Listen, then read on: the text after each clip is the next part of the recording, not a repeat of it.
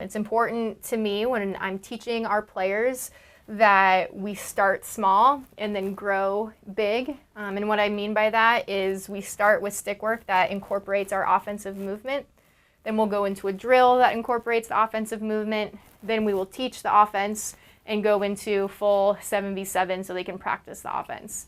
The more they see it, the easier it is going to be for them. And sometimes, by even not telling the players, hey, we're learning a new offense today, you just say, here's our stick work, here's our drill, and then you introduce the offense. It's a lot easier for them to comprehend. So with the stick work that we're starting today, we are going to have 2 players starting on this side of the field, kind of splitting the elbow of the 8-meter.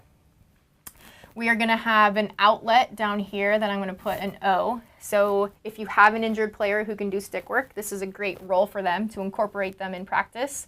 Or it can be a field player who is capable of moving as well.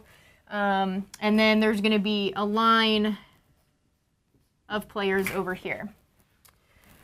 On the opposite side, it's going to be the same setup. So you're going to have 2 attackers splitting the opposite elbow. We're going to have an outlet down here, and then a line of people.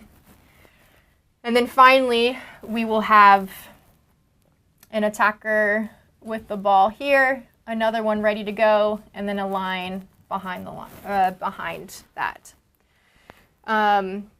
Typically when you're doing this, you're learning an offense, so you don't want your defenders in there because they don't need to know this offensive concept. So once we get to the field, our defenders will be on the opposite side of the field working on their clearing patterns or their stick work that's really relative to their game.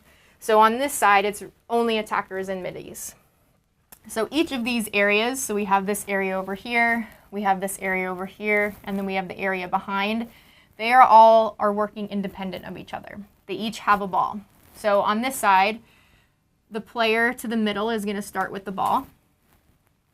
She is going to drive towards the outside of the field, but staying to the inside of this player here.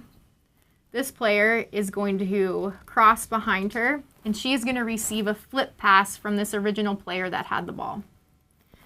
Once she receives a flip pass, she's driving in, okay? You can see these green dashes. These are cones that we have set up on the field. She really wants to stay on this side of the field. 1, it gives her a better shot, and 2, it stays away from her teammates who are working. And that's just for the drill and for the play.